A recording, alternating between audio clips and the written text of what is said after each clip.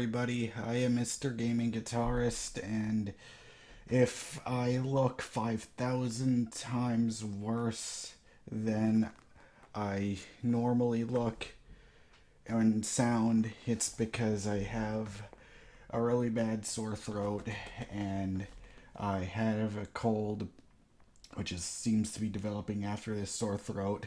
And of course, as you can tell by this shitty ass hair, which looks even shittier than my hair usually does, I haven't taken a shower today because of all this pressure. But anyways, I'm not here to tell you about that. Today, I am here to talk to you about what I thought of the season finale of Supergirl. And of course, if you haven't watched the season finale, then please go ahead and watch it and then come back to this video. Because of course there's going to be full spoilers, so there's your spoiler warning. And I thought that this episode I thought that this was a really good finale. Now, I don't want to say that for me, like, the impossible bar to top for season finales is definitely the Flash season 1 finale. To me, that is the most perfect season finale I could ever imagine, unless they do some really crazy, insane, even crazier emotional stuff for season 2's finale. But I thought this one was really handled well. I enjoyed seeing. At first, if there's only one tiny thing I have to nitpick about this, it's that the idea that Supergirl talking in front of a camera and showing the Superman or showing the super or the House of L symbol, the S, showing that on the screen, the fact that that can magically take everyone away from being mind controlled by Myriad, that whole concept seems very stupid to me. But whatever, I just let it roll because I've seen way too much stupid stuff happen on Arrow that just one tiny thing like this, I can forgive it. Anyways, excuse me.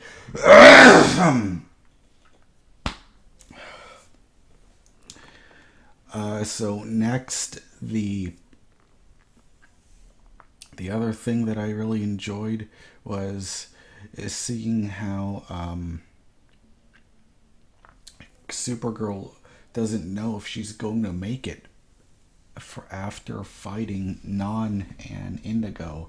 The fact that she doesn't like that, she is unsure of whether or not she's going to make it out of it alive. At first I thought, oh man, that is such a cliche. How are they seriously going to get rid of that? How are they going to pull that off? We're really going to do this again? I don't think I can make this. I don't think I'm strong enough. Well, the one thing that I realized about this was seeing how dedicated they were to those scenes, and I thought that they were handled really well. Like the way that Kara talks to Win and Kat and James at the end, how she didn't want to say goodbye, but it felt like this would be the last thing she would say to them without having to say goodbye. And at first I was so yeah. And I really enjoyed it, and of course, that's just another testament to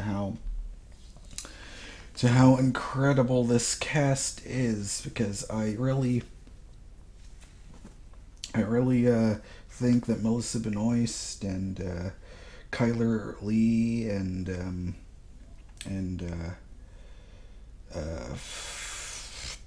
Jeremy Jordan and McCod Brooks, they're all really good actors. And in this episode, every single performance in this episode was great. I've got Well, unless you want to talk about Indigo, where I don't think she's that great of a villain. You know, the opportunity to get the actress that played Supergirl from Smallville, it's she was. I thought she was just. I thought, eh, kind of a wasted opportunity. I think that she could have played a much better character than the role that she was given. But but anyways, yeah, I really did enjoy. But anyways, and but I really did like seeing Supergirl and Martian Manhunter team up,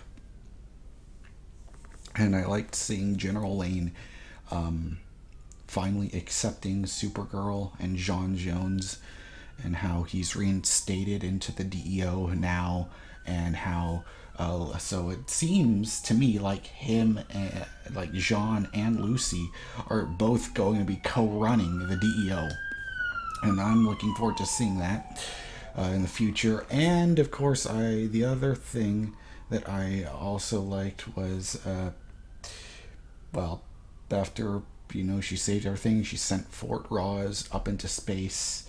I like that they always showed Superman without ever actually showing him. So you saw Clark Kent texting Kara. So those moments are nice to have, and it's another reminder that this is in fact Supergirl's show. And the other thing that I liked is that Kara finally gets promoted. She finally gets her own office.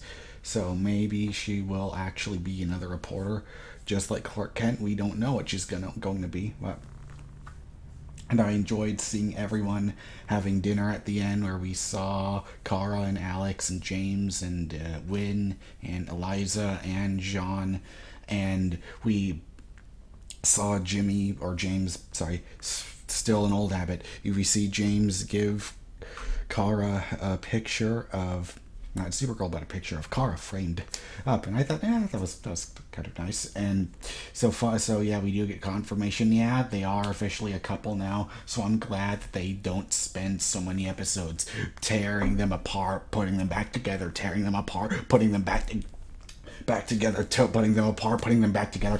I'm talking about Elicity, of course.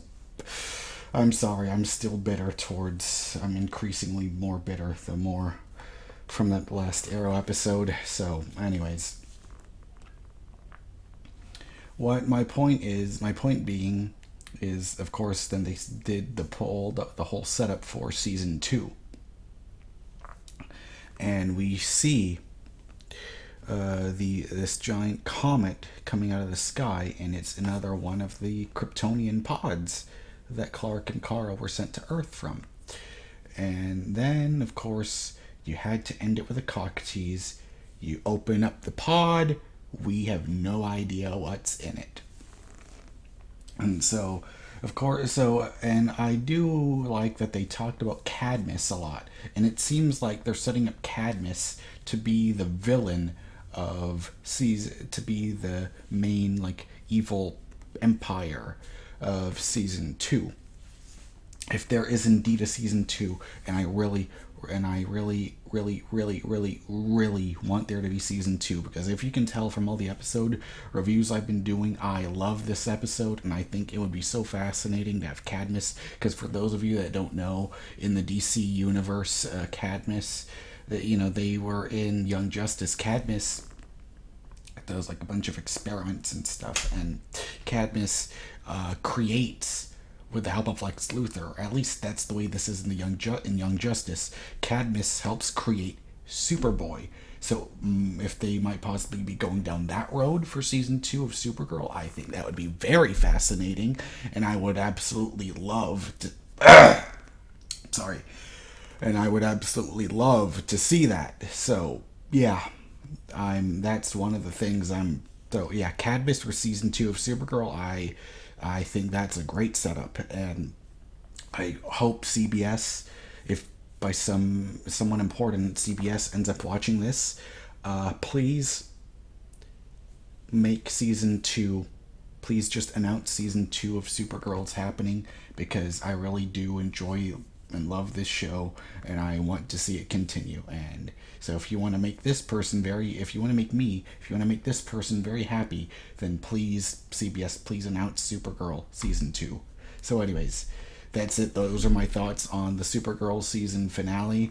And I'm sorry if this review wasn't that good, because when I woke up or during the weekend, my throat started to feel really scratchy and I was coughing a lot. And now this culminated in a sore throat, which almost guarantees once this sore throat passes by, I'm going to be getting a cold. And so yeah, so once again, I apologize for me not being great, but I needed to make this review. So anyways, thank you guys for watching, and I will hopefully see you so we can talk about season 2 of Supergirl soon. Alright, thanks for watching. Bye.